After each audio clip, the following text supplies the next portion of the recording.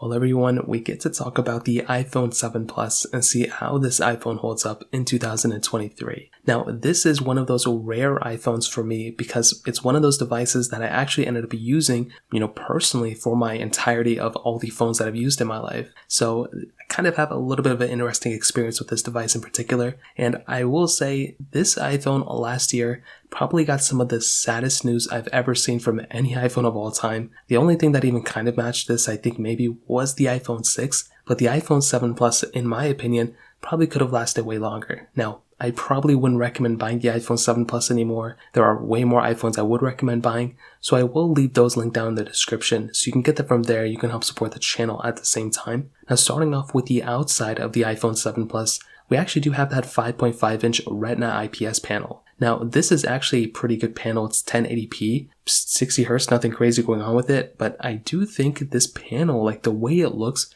is actually pretty decent. It's not a bad panel by any means. I think my iPhone 7 Plus, I have one that's cracked and I have two that are perfectly fine. I don't know why I keep using the cracked one, but this iPhone, I will say, still holds up in the panel department. However, and this is kind of the bigger problem, the bezel on the top and bottom definitely showcase its age way more than it probably needs to. If you look at a phone like an iPhone 12, that phone technically has a bigger display, but it has a smaller footprint because you don't have to worry about the massive bezels on the top and bottom. So that is the one thing that has kind of stood out to me, at least for the most part. So when I look at something like the iPhone 7 Plus, although it isn't the latest and greatest phone, I'm still kind of okay with how the panel looks. You still get Touch ID 2 on the front and everything, but again, this is one of those iPhones that definitely are starting to show its age. The funny thing is, this iPhone brought a lot of firsts. I mentioned this in the iPhone 7 video, but this was the first iPhone to do away kind of with that actual home button, and it did bring in a vibration motor to that home button, so it didn't click into place. It was just part of the panel. This was also one of the first iPhones, or the first iPhone,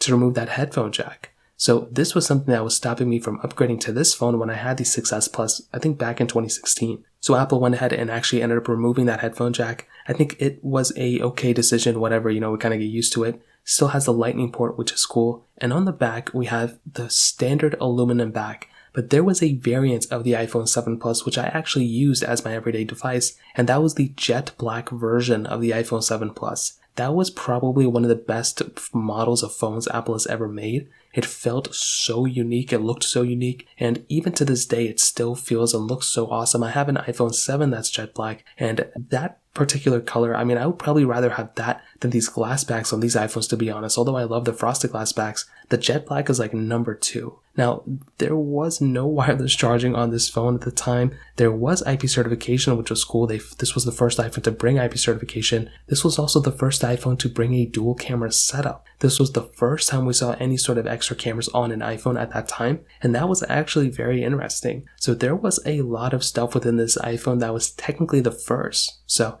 although it's still missing a lot of stuff that we see nowadays, it is still really cool that Apple, kind of made a phone like this and kind of finally brought a lot of the things that we wanted on an iPhone onto this specific device. Now, in the camera department, like I said, first iPhone to bring a dual camera setup, we had a 12 megapixel wide angle lens and then a 12 megapixel telephoto lens. And on the front, we also had a 7 megapixel 1080p camera. And I will tell you, when I used this phone back in 2017 as my main device, I loved the camera. I think it was perfect.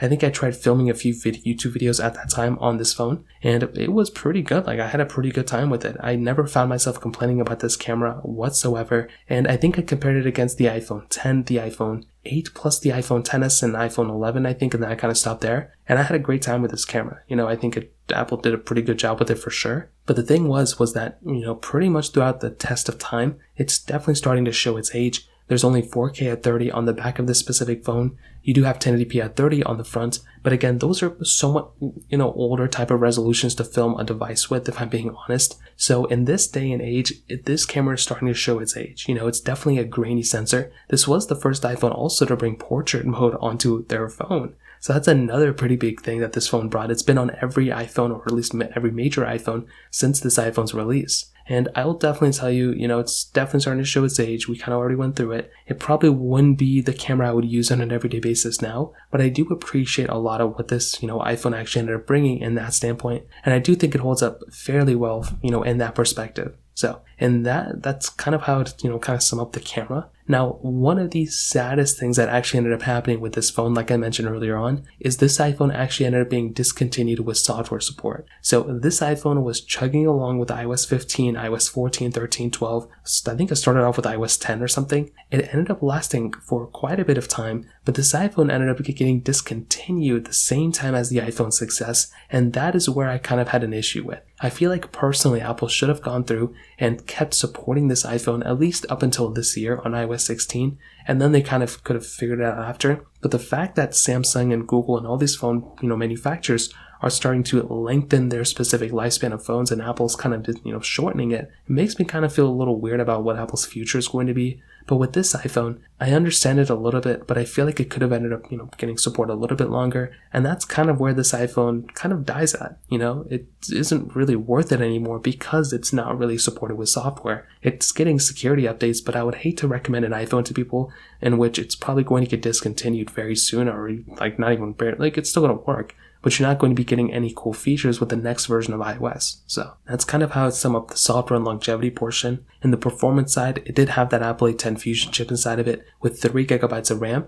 also the first iPhone to bring 3GB of RAM at that time, and I still think the performance of this phone is still pretty decent. The thing is I'm saying that very lightly. If I were to use this phone every day now, I would probably be okay, but I would definitely miss one in particular thing, which is the home button versus the gesture design. I always prefer gestures. I think it works way better than having to use these gestures than having to use the home button on the iPhone. And that is the one area where, again, when I look at the iPhone 7 Plus, iPhone 8 Plus, iPhone SE2, iPhone SE3, I just don't like those home buttons at all anymore. I like Touch ID. I love Touch ID, but having to click on the home button and wait for your apps to respond just ends up taking so much time for it to kind of, configure out properly. And it just makes a phone feel way more clunkier. When you had something like the iPhone 10, that completely changed my perspective on everything. It was the best gesture-based design at that time, and since then Apple's only improved it. So with games like Genshin Impact and all those games like Call of Duty Mobile, those games are obviously going to work okay on this type of phone as well. You can tailor graphics down, which I would recommend doing, but in this day and age, you're kind of stuck at a standstill, mostly because a lot of these applications and games